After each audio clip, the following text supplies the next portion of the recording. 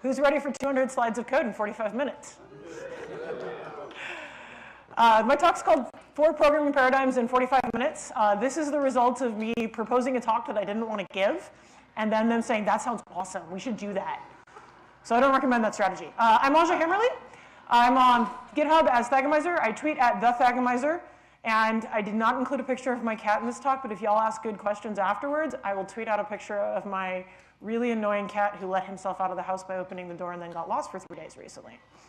And I blog at thagomizer.com, and I just released a new blog post on bad managers. So if that's the kind of thing you're interested in, you might go read that. The slides for this talk are also on that domain if you have bad eyesight and can't see the code on the screen, or if you just would rather follow along, you know, on the home version. And I like dinosaurs a lot. So if you're interested, I work for Google Cloud Platform. I'm a developer advocate. So if you're interested in Google Cloud, if you've heard of that thing called the Kubernetes and you don't know what it is and want to chat about it, or if you want answers to questions or opinions about the cloud, I'm happy to share many of those things with you. Come find me in the collaboration room or during breakouts. And since I work at a large company, LawyerCat says any code in this talk is copyright Google and licensed Apache v2. So this talk is about celebrating polyglots. From the outside, programming seems like very prescriptive and systematic and perhaps even boring, but we're all programmers, and we know that there's a lot of variety and creativity in programming. There are many, many ways to solve a problem, and there are many schools of thought or paradigms in the programming world. This talk is about the similarities between languages, concepts like conditionals, collections, assignment, arithmetic. But it's also about the differences. Different programming languages are good for different kinds of problems, and knowing a lot of different kinds of programming language can help you understand the abstractions that underlie everything we do in our day-to-day lives as programmers. When you have these abstractions, you're no longer attached to syntax. And that means that your brain can be more flexible about ways to solve problems, and you can learn new languages more easily. If anything 15 years in the industry has taught me is that I'm going to have to learn a lot more languages over the next 15 years. So in order to show the similarities and differences between languages, I'm going to show the same example in 4 very different languages. And that example is making change. Specifically, I'm going to use each language to calculate how many coins and bills you need to give a customer to make change or to make up a certain amount of money. So with that, let's dive right in. RubyHACK. So we're going to start object-oriented, and of course we're going to use Ruby. And the slides are red because Ruby. Quick overview. You all probably all know this, but you know, just to make sure, everything in Ruby is an object. Nil is an object. False is an object. True is an object. Some of you may not know, false and true are actually singleton instances of the true and false class. Objects contain state and behavior. State is like things like fields, attributes, etc., depending on the language. Behavior is what you do with that state, most likely methods. And in Ruby, we refer to the object itself as self, and that's how we modify our own state. For example, self.pet, my cat is named Emma. Objects interact with each other through message passing. If I want to find out the length of an array, I send the length method to a specific instance of the array class. The array object that I sent it to calculates its length and then returns that to me as an integer. When I'm teaching stuff, I usually try to use my own examples because I find most textbook examples really boring. There's a lot of material I'm going to cover today, and so I'm going to use the canonical examples where I can, so that if you want to go deeper, you have something that you've seen that's familiar when you go to read the textbooks and stuff that I will recommend. And one of the most common examples for OO is the bank account. Basically, let's build a bank account. Objects are instances of classes, so I start by creating the bank account class. Bank accounts need to have a balance associated with them. For a lot of reasons, it's a bad idea to let folks monkey with the balance. So I'm going to make it an instance variable, and I'm going to not have any accessors for it. And I'm going to initialize the balance to 0 when I initialize the object. Side note, I'm representing the balance as an integer number of cents. If you think using floating points for money is a good idea, come find me later, and I will tell you why you are so very, very, very wrong. Floating points are not accurate enough. So throughout this talk, money is always going to be represented as an integer number of cents. So, quick break for IRB. I can instantiate my object. And I know it has a balance of 0 since I just wrote the code, but I can't see that outside the object. So I'm going to add a reader, not an accessor, a reader, to see the balance. Now I can instantiate the object, and then I can see that its balance is 0. Now we add deposit, which increases the balance, and withdraw, which decreases the balance. And again, in IRB, I can deposit 100 cents, $1, so withdraw 30 cents, and have a balance of 70 cents. If I was doing this for real, I'd probably add code to prevent overdrafts, add an account number, maybe some other things as needed, build some sort of crazy double entry display for it to make it all look fancy and official, but I've got 3 other paradigms to get through. So I talked about objects as having both data and methods before. In this example, the data is the balance, and it's set and initialized, but also deposit and withdraw all interact with that data. They're all modifying the internal state. My IRB process communicates with them by sending the deposit, withdraw, or balance message, and then the object sends the results back. Strength of OO. The big one is modeling. The world around us is composed of things, like my clicker, or the seats you're sitting in, or the projectors up there. And it's also composed of ideas, like happiness. And all of those exist in the real world, and we can use objects to model most of those things. And if you have your data and your methods encapsulated together, it's really easy to pick that up and put it elsewhere. So I don't have to write the code for calculating array length every single time I want to have a collection object. A lot of people really like the ease of testing that comes from objects because you can test each object independently, and then you can test the system as a whole once you know that each of the individual pieces are working. So on to the example, making change OO style. So this is the code for my cash register, and you can't actually see that in the back. So let me build it up piece by piece. The class declaration and the initialization. I have an instance variable drawer, which represents my cash drawer. I have 20s, 10s, 5s, 1s, quarters, dimes, nickels, and pennies in the cash drawer. And for all of my examples, I'm going to assume that the cash drawer is sorted because that's how we keep cash drawers. It also makes writing recursive code really easy. So here's the make change method. Make change takes an amount owed and the amount the customer gave you, which I'm calling tender. I then calculate the difference, which is the amount of change I need to give back. And I create a change array, which is where I'm going to store the exact bills that you need to hand over. I'm going to have a variable I, which is the current slot in my cash drawer I'm looking at. And I'm going to have a denomination, which is the amount that is in that place in the cash drawer. I normally wouldn't do this, but it makes code on the slide much easier to understand. So while I still have money to give back to the customer, I'm going to loop through this. Inside the loop, I'm going to see if the difference, the amount I still need to make, is less than the denomination that I'm currently looking at. So if I'm trying to make $7 and I'm currently looking at the tens, I can't use a 10 to make change. And if that's the case, what I'm going to do is I'm going to increment my index and move to the next smallest thing in the drawer. In this case, that would be 1s, because looking at the 5s, or 10s, sorry, 10s, trying to make $7, increment moves me down to the 5s. Yes. And then I'm going to start from the top of the loop again. Now, if I'm trying to make $7 and I'm currently looking at the 5s, I can use that. So I'm going to add that to my change array and then subtract $5 from my difference that I still need to make. Awesome. Simple, super easy. So who has experienced with OO before? I should see lots of hands. Please show me hands. So you're probably thinking, that's a horrible example for teaching OO. Aja, why did you do that? And the reason is that, yes, this is a horrible example for teaching OO, but it's much, much, much better example for the other 3 paradigms I'm going to teach you. So let's dive straight into functional programming. I'm going to use Racket. Racket is a general purpose programming language in the Lisp scheme family. Lisp, in turn, is the second oldest programming language. And Racket and Lisp are really well-known, well, Lisp especially, but Racket increasingly is a really well-known functional language and a great way to demonstrate it. And it has lots of parentheses, and I like parentheses. So, functional languages. Who would have thought? They're made up of functions. Functions take in data and output data. I'm going to be doing all my examples in this talk as pure functional. That means I won't ever store or mutate the data at all. As one of my previous coworkers said, mutable state is fundamentally suspicious and cannot be trusted. The nice thing about pure functional style in programming is that the output only depends on the input. There's no state. So if I give the same input to the function every single time, I'm always going to get the same results. Data and procedures are separate in the functional languages. They aren't combined together like they are in OO languages. And I will acknowledge right now, for those of you who are going, that's not true, that I am hand-waving pretty vigorously here. But that is true for the purposes of this talk. So, syntax. Racket uses prefix notation, which is going to look a little weird to some of you. The name of the function is the beginning of the function call. You're probably more used to infix notation.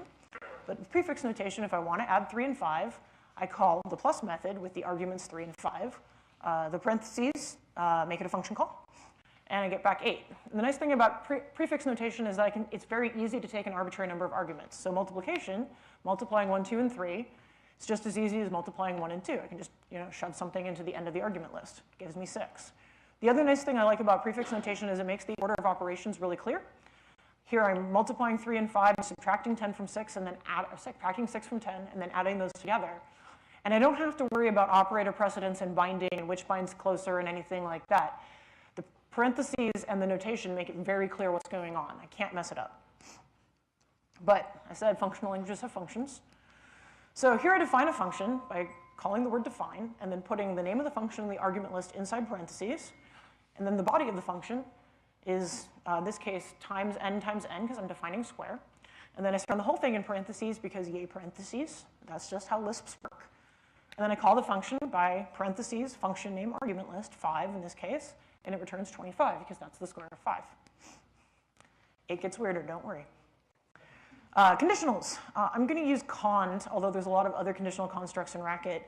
Cond is short for conditional, and it acts like Ruby's case statement. So I have cond. It's surrounded by parentheses, because parentheses. And then there's each clause. The first part of each clause is a test. And then there's the stuff you do if the test is true. And if that test isn't true, you go to the next test. And then if the different test is true, you do different stuff. And then there's the else for none of my tests were true, so I'm going to do yet some more stuff. So here's an example, absolute value. First condition, if x is greater than 0, I'm just going to return x. That's the absolute value. If x is equal to 0, I'm going to return 0. Otherwise, I know x is negative, so I'm going to return the negation of x. Simple. Lists are collections. Think about them like arrays. Items separated by spaces inside parentheses. You might be thinking, what's with the backtick? Well, if I didn't have the backtick, this would be calling the function 1 on the arguments 2 and 3, which doesn't actually make a lot of sense. So you put the backtick there to know that this is a list literal.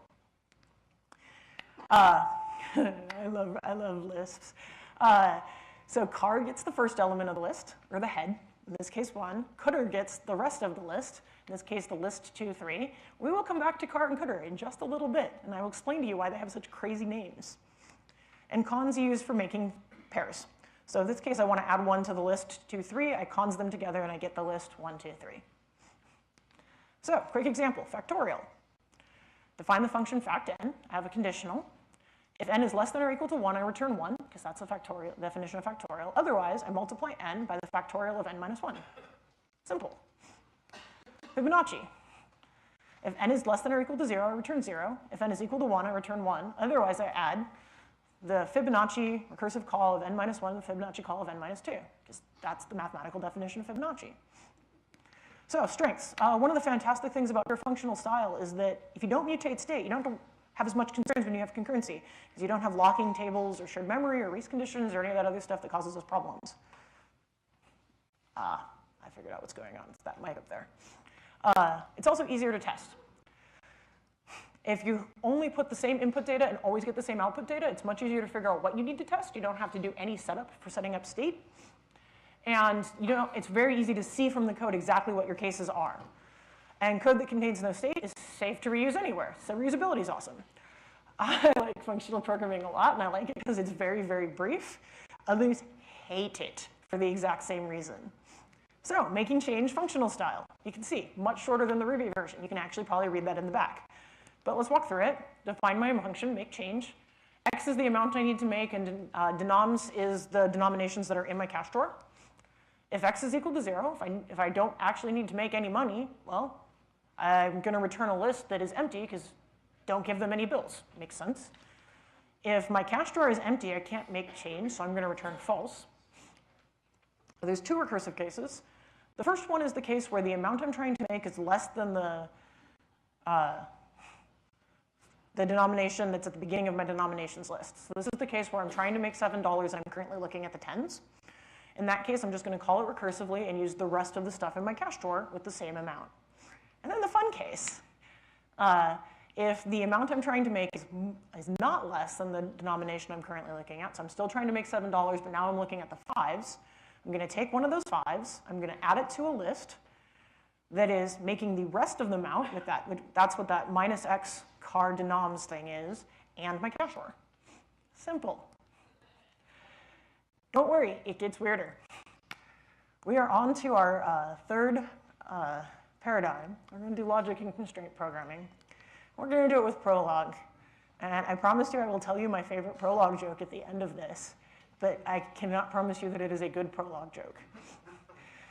So Prolog is a logic language used for constraint solving primarily, and it's based on formal logic. And by formal logic, I mean things like all men are mortal, Socrates is a man, therefore Socrates is mortal. And formal logic is at that beautiful intersection of mathematics, computer science, and philosophy, because clearly all of these things are friends and we should all hang out together. Prolog programs are made up of facts and clauses.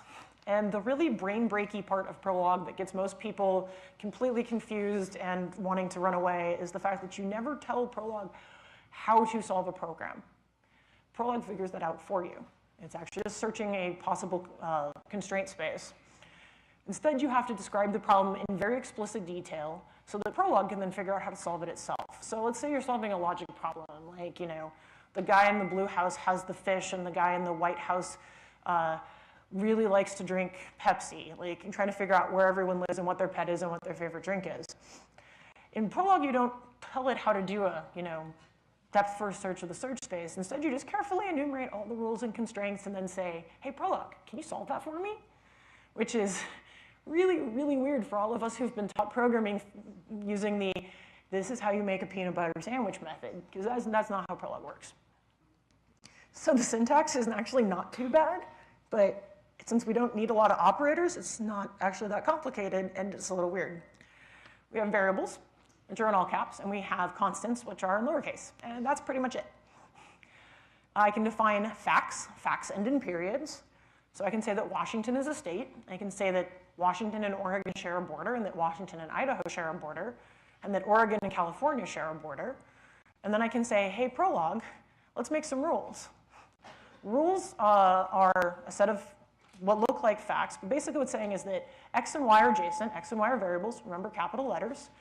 And then there's that colon minus thing. That's actually a logical implication. Normally I leave that out when I talk about this with people, but every time I've spoken in Salt Lake, the level of background in mathematics and computer science has been really high, so maybe that'll help y'all. That's a logical implication. And what I'm saying here is that two states are adjacent if they share a border, and if the border rule is true. So adjacent is true if everything on the right-hand side is true. And what Prolog does is goes and does some crazy pattern matching. I love pattern matching languages. They make me so happy. And by pattern matching, what it's doing is it's actually doing a process called unification, but that is the only time I will say unification in this talk. If you want to hear more about unification, stay tuned to the end, and I will give you resources where you can learn about that. So Prolog's going to go try to find some values for x and y such that the stuff on the right-hand side is true. So I'm going to say, hey, Prolog, are Washington and Oregon adjacent? Prolog's going to say yes, because that's what Prolog does. It says yes and no primarily. It's fantastic. And then I'm going to say, hey, Prolog, are Oregon and Washington adjacent? And Prolog's going to say no, which, OK, why'd that happen? Well, Prolog is incredibly literal. And I did not tell it that my adjacency rule is reflexive. So if I want to fix that, I have to add a second rule where I say adjacent xy is also true when there's a border fact for y and x, because Prolog. So some basic examples. The classic Prolog example is specifying a family tree. Yay. Here I'm saying that Homer is Bart's father, and Homer is Lisa's father, and Marge is Bart's mother, and Marge is Lisa's mother. And then I can say, hey, Prolog, put the variable in, constant in Bart, who is Bart's mother? And it's going to say, hey, I was able to make that true by saying that x is equal to Marge. I can also say, hey, Prolog, who is Marge the mother of? And it will say, well, Bart. And I can say, hey, you got any others? And that's what that semicolon means, is yes and. And then it will also say, hey, Lisa also makes that rule true. Which means I can then define relationships like this. X and y are siblings if there exists some z, such that z is the mother of x and z is the mother of y. And then that crazy / == syntax is actually not equal, because you're not really your own sibling. That would be weird. So x and y are siblings if there is some z where x is the mother of z and so z is the mother of x and z is the mother of y, and x and y are not the same. X is also a Y sibling if there is some Z such that Z is the father of X, Z is the father of Y, and X and Y are not the same. So then I can say, hey, from our list of rules, hey, Prolog, who are siblings? And it will say Bart and Lisa. Lists. Prolog has lists. Most languages have collections. It's some stuff in square brackets with commas, and they can be mixed type. Looks like Ruby. Yay. But dealing with lists in a pattern matching language gets a little complicated. And Prolog uses this lovely Bart syntax that I adore but confuses people. So this is pronounced F bar R. And F matches the first element of the list, and R matches the rest. This is just like car encoder that I showed you in functional programming. So if I have the list 1, 2, 3, if I pattern match that against F bar R, F is going to be equal to 1, and R is going to be equal to 2, 3. But they're not actually equal, they just match, because equality is not really a thing in Prolog. And the last thing I need to show you is that Ruby, just like Ruby and Racket, underscore is the I'm not using it variable, which I was informed is also pronounced meh. So in Prolog text, you'll also see this as referred to as the don't care variable. This is the unused argument variable. So member is like include. And if you want to use the pronunciation of include that I learned from my Canadian friends, it's include A from Ruby. So this is member. There's only actually 2 rules. The first is actually a fact. X is a member of something if X is the beginning of a list. Sure, why not? X is also a member of something if there's something I don't care about at the beginning of the list, and X is a member of the rest of the list. OK, sure. So strengths of Prolog. The big thing is the flexibility. So I just showed you member. So I could use that to detect if a number was in a list. But I could also use that to generate all of the lists that contain that number, because you can run Prolog backwards. There's a really great talk using minicanrun, which is another logic/constraint programming language, where they generate all of the Racket programs that will return a result of 120 when given an input of 5, trying to generate factorial. Think about that for a second. They're generating the code by running the program backwards. It's amazing.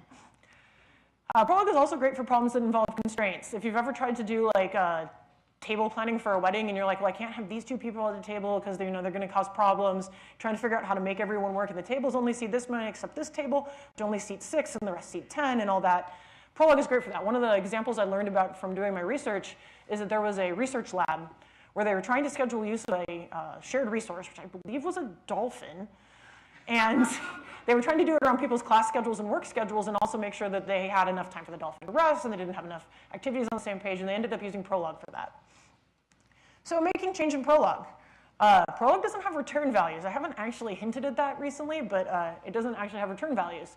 So you need to encode the return value into your rule. Our change rule has 3 arguments. First is the amount we're making. Second is the coins or bills we have in our drawer. And third is the amount of change to give. Those last 2 are going to be lists. And this is the entirety of the code. It's even shorter than the Racket version. First rule, if I'm trying to make no money, I don't need to actually give you anything back. So I don't care what's in my change drawer. And I'm going to give you the empty list back. OK, sure. Second rule, this is the case where we are not using, this is the case where we are using the amount that's at the current spot in our change drawer. So I'm going to say, we're going to have A, which is the amount. If A is greater than or equal to the first element of our change drawer, F, and B is A minus F, not equality, logical equivalence. There's no assignment happening there in the sense that we think about it. Then we want to make sure that the change we give is going to be the change for the amount B with the same list of denominations, making the list X. So this is really confusing. But the big thing we're doing here is we're doing a recursion. We're taking the amount we need to make still, and we're saying that that amount is going to be made with the bills associated in the list X. And then we're shoving them back in that first line using the bar notation to construct a list instead of deconstruct the list this time. Don't worry, it gets better. And then the last example is the case where we're not using the first thing in the drawer. In this case, we're going to say we have an amount A. We don't care what the first thing in the drawer is. And we're going to say we make that using the list X. If we need to make sure that A is greater than 0, because Prolog will happily go try to make a change for a negative number. And then we do that by calling change recursively on the amount, the rest of my change store, and the list of builds we want to make X. So, how many of you are thinking, ow, my brain right now? Yeah. I love Prolog, but even the fact that I love it and it's one of my favorite languages, of all the examples of this talk, including the next one, this was the hardest to write, and this was the only one where I actually had to break into the debugger to make it actually work out and make sure I had all the cases correctly. Because since you're not describing the how, and Prolog is just doing a search of the constraint space, it sometimes does things that you wouldn't think about it doing, because it's just following the rules you gave it. So on to our last programming language. Our programming paradigm. We're going to do procedural. And because I like hurting brains, we're going to do it in assembly. So assembly is old school programming. Actually, I was talking to some folks at RubyConf about this, and they described assembly as a memory shell game. And yes, assembly is in fact a memory shell game. There's a limited vocabulary / number of functions standard lib. I'm going to be using the assembly from the book Hand to Tetris, which I think is the elements of computing systems or the fundamentals of computing systems. Lots of assemblies exist. I'm using this one because it looks the most like ALGOL languages, which is what we're most familiar with. If you know assemblies, you're going to say that's not an assembly. Yes, I understand it is not a traditional assembly, but it's easy to understand and it still has all of the joys and love and problems of an assembly. So syntax, I'm working with registers. The arithmetic logic unit I'm using has two registers, A and D. D is the data register. It just stores data. And circling back, car and cdr from the Racket section. Car stands for the contents of the A register, and cdr stands for the contents of the D register, which is why they have those really strange names. So the A register is multi-purpose. It can store data, like the D register, but it can also store memory address. In that case, it accesses locations in memory. To make this slightly easier for us, we're going to use M to represent the A register when we're using it to access memory. Follow? Okay. So I can do some basic computations. I have A plus D. I can do D minus A minus D. I can do A or D increment plus 1. I can do a decrement. I have not and or bitwise operators, and I have negation. And then I have increment by 1, and I actually have decrement as well by 1. Just a note, I don't have multiplication, division, exponentiation, any of those things that we just assume that we have mod. I have addition, subtraction, increment, and decrement, and some bitwise stuff. And yet, I can still do really cool things. This assembly allows for assignment, and it looks like normal assignment. We can assign to any of the registers or to memory, and we can do that in different ways. We can assign when we're also using the variable. So I can say D equals the result of D minus A, and that's just fine. And I can also assign to multiple locations at once, which is super weird and super handy when you're doing crazy assembly things. I can load an integer into memory with this syntax. So this will load 100 into the A register, not into memory, into the A register. And I can use this syntax to load in the line that the program counter needs to move to for this particular label in the code. And this lets me do jumps, which are the only form of control flow I have. So go-to lives again. And I have a limited number of jumps. The format for jumps in this language is you have a value, a semicolon, and then a jump type. All of the jump types are with respect to 0. So JGT is jump if the value is greater than 0. In this case, I'll be checking to see if the value in the D register is greater than 0. I have jump equal to. This is going to always jump, and I use this for unconditional loops, similar to our whiles. I have jump greater than 0, jump less than 0, jump greater than or equal to 0, and here are some basic examples. Add. I added some registers because it helped me understand what was going on better. So I load the constant 2 into the A register. Then I put the value in the A register into the D register. And then I load the constant 3 into the A register. And then I put the value of D plus A back into the D register. And then I load the constant 0 into the A register and store the value in D in the memory location referred to by the value it's in the A register, which is 0. Got it? Here's summation. Lots of code here, but we'll do it piece by piece. So I load the value 0 into the A register. I store the value that's in the A register into the memory location that I'm referring to with the address in the A register, which ends up storing a 0 into memory location 0. Because, let's do two things at once with the value. I then load the constant 5 into the A register, assign that to the D register, and then load the constant 1 into the A register, and then assign the value that's in that's in D to the memory location referred to by the address in the A register. What I'm going to be doing in this example is summing up the numbers 1 through 5. I declare a loop. This is a label that I will come back to. Then I load the value 1 into the A register, assign the value that's in memory location 1 to the D register, load the constant 0 into the A register, and assign the value of memory plus D into memory location 0. So we now end up with 0 in the A register and 5s everywhere else. Then I load a constant 1 into the A register, and I decrement the value that's in memory location 1. So now D and M are both equal to 4.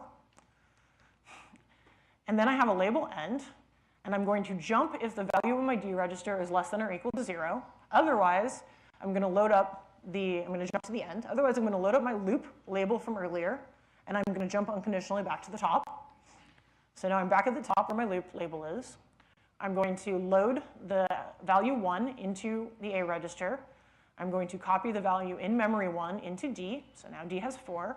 I'm going to load the constant 0 into the A register.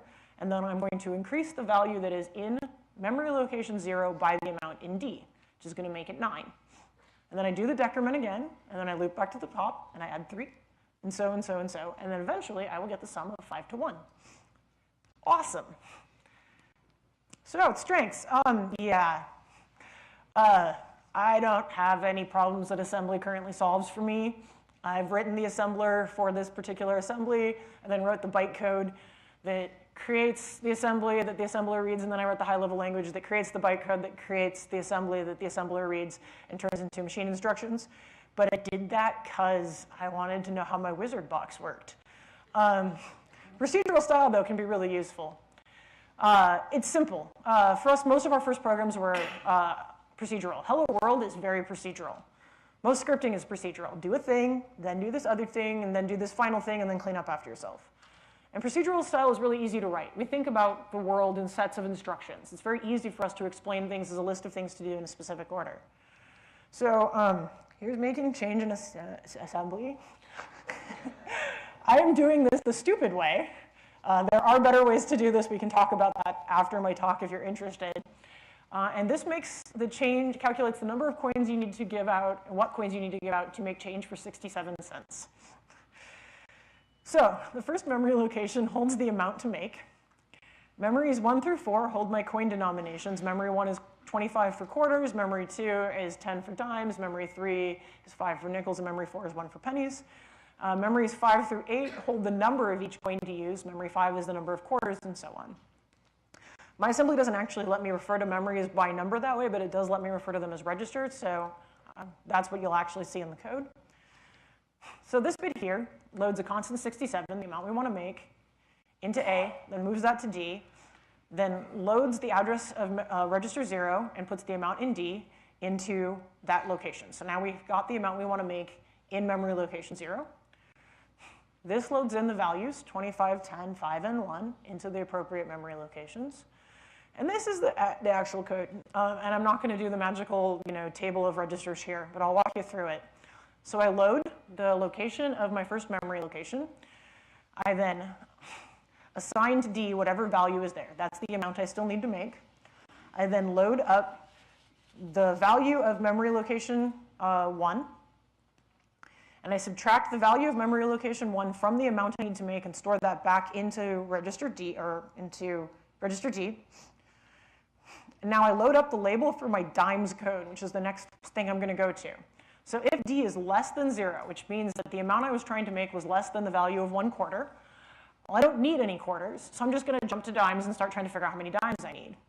But if it's greater than 0, I'm going to load up my memory location 0, store the amount I have left after I subtract out 1 quarter's worth into that location, and then I'm going to store up the location of where I'm keeping track of how many quarters I need. I'm going to increment that by 1. Then I'm going to load up the address for my quarters loop and go back to the top and see if I can put any more quarters in. Awesome, huh? And then I do the same thing for dimes, nickels, and pennies, and eventually you end up getting the right answer. So learn more. I covered a lot of material in this talk, and I didn't go into any depth on any of it.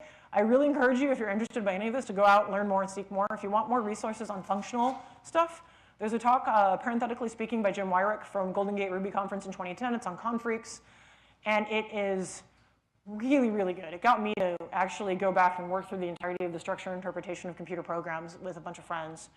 There's also Functional Principles for O development by Jessica Kerr from Ruby Midwest in 2013. And Why Not? The Adventures in Functional Programming, which was a keynote given by Jim at RubyConf 2012 in Denver. And I like functional programming, and I followed up until about the halfway point. And then I got lost. So I've gone back and watched the video a couple times, because when you watch the video, you can stop and think, and like, okay, what is Jim showing me there? But he eventually builds up the Y Combinator in Ruby, and it's awesome. If you're more of a books person, the Little Schemer, the Reason Schemer, and the Season Schemer are fantastic. They're some of my favorite computer books because they're written in Socratic dialogue, because why not? They also use food as all the examples, and they're pretty easy to work through. I've given them to newbies to code, and they've gotten through just fine. And then there's the classic Structure and Interpretation Computer Programs, the Wizard book. It's only got 5 chapters. How bad can it be? It's really intense. It is all you need to know about computer science. You end up building an interpreter. You also end up building a constraint-solving system in Scheme, and it's fantastic. So you like logic programming. I gave a talk at Cascadia Ruby 2012 called A Taste of Prolog, which just covers Prolog and tries to use magical color coding and animation to make it make slightly more sense. You can go watch that on Confreaks. My favorite Prolog books, there's The Art of Prolog, and there's Prolog Programming for Artificial Intelligence, but the one I like the best is Cause and Effect, Prolog Programming for the Working Programmer. We are working programmers. This is our book. The reason I like this is it has exercises, because it's really easy when you're reading a nerd book to like, oh yeah, it totally makes sense, and then you realize that you haven't actually retained the stuff in a way that you can use it. So having exercises means you have to sit and try to work through stuff and then look and see if you got it right. Procedural code. The book I mentioned that assembly came from is The Elements of Computing Systems, Building a Modern Computer from First Principles. Oh my gosh, I love this book. You start with the NAND gate. You build up all the logic gates, and then you build up memory, and then you build up an ALU, and then you build up an assembly and a machine code that works with that ALU, and then you build the assembler, and then you build a byte code that generates that assembly, that generates the machine code that uses the ALU that you built out of the NAND gates and the other logic gates that you build up. And eventually you end up writing a language called Jack, which kind of looks like a really stripped down version of Java, and then you can write Tetris and run it on your simulated circuits that you made. It's awesome. It's really, really well done. There's actually a Coursera course for it. I worked through it before there was a Coursera course. But if you don't know how your wizard box works, I highly recommend it. I managed to get through my CS degree only vaguely understanding architectures and operating systems. And this really helped a lot. And it also helped with PLs, programming languages. So I did a bunch of programming languages. Y'all thinking probably, oh yeah, 7 languages, 7 weeks. Yeah, it's a book. There's good things, bad things about it. I'm not 100% fond of how they did Prolog, and I don't think it focuses as much on the similarities, because not implementing the same thing in all the languages makes it very hard for you to see what languages are good and not good at. Someone else turned me on to the exercising programming style, which is like 50 styles / paradigms, all implemented in Python, all solving the same problem. And it's awesome. So I highly recommend you try that. I'm still working through it in Ruby. Because Python's fine, but I like Ruby. So I'm supposed to do a thoughtful closing right now. Yeah. Hi. Polyglots are awesome. The big thing I want folks to take away from this talk is that knowing lots of languages, having these concepts abstracted in your head is good. And if you are helping folks become better programmers, or if you're trying to become a better programmer yourself, get out of your comfort zone. Don't just use high-level object-oriented languages all the time. Having an appreciation for the other ways of solving problems can help you pick the right tool for the job. I will point out that the making change solution in Prolog was actually the shortest solution there. If I was going to solve something logic-based, I would definitely use Prolog. If I was going to solve something where recursion seemed like the right solution, I'd probably actually fall back to Racket. I wouldn't go to Ruby. Eventually, I might do some IoT stuff where I want to use assembly, but I use procedural style all the time. So knowing your tools well and knowing what tools are good for particular jobs will make you a better programmer. It will make your code better, faster, and easier to maintain. And also, get out of your comfort zone. Don't just let yourself become stale. There's going to be new languages all the time. My current language of the year that I'm going to try to learn is Elixir, because someone told me it's both functional and pattern matching, and I was like, I'm there. I I don't know what I'm going to use it for yet, but it seems super cool. So it might be the next big thing. I know a bunch of folks who got really interested in Go a couple years ago, and now Go is the thing. I don't have problems Go solves, but a lot of people seem to. So learn new languages, get better at stuff. I have stickers of many, many dinosaurs in my little pouch over there. I want to say thank you, and I think I have time for one question. Questions? Yeah. Yes. Oh, I was going to tell you guys my Prolog joke. How many Prolog programmers does it take to change a light bulb? No. You can also do yes, but I like the no version better. One more question? You had one right there? That was my question. Yeah. Prolog's actually a full language. It's surprising how little you need to be Turing complete. Someone has proved that you can build stuff in Minecraft that's Turing complete. So Turing completeness is interesting, but not sufficient to be usable in my experience. Well, thank you all. I'm very glad to have spoken here.